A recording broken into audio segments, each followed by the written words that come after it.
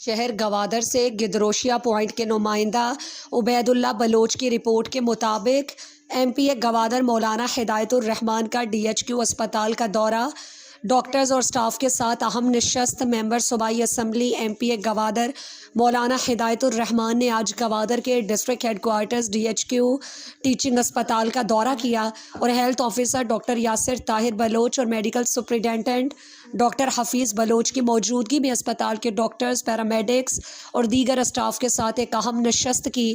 نشست کے دوران اسپتال کے عملے نے ایم پی اے کو اسپتال کو درپیش اہم مسائل سے آگاہ کیا اور انہیں تفصیل سے گوش گزار کیا۔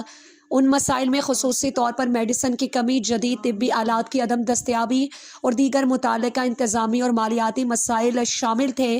اسٹاف نے ان مسائل کے حل کے لیے ایم پی اے سے فوری اقدامات کی اپیل کی۔ ایم پی اے مولانا ہدایت الرحمان نے تمام اسٹاف کے مسائل کو توجہ سے سنا اور انہیں نوٹ کیا۔ انہوں نے یقین دہانی کرائی کہ وہ ان مسائل کو صوبائی حکومت کے توسط سے جلد از جلد حل کرانے کے لیے ٹھوس اقدامات کریں گے۔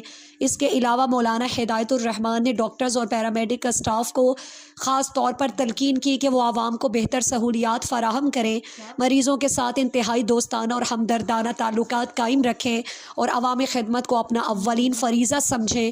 یہ نشست اسپتال کے بہتر انتظامات اور عوامی شکایات کے بروقت ازالے کے عزم کی نشاندہی کرتی ہے۔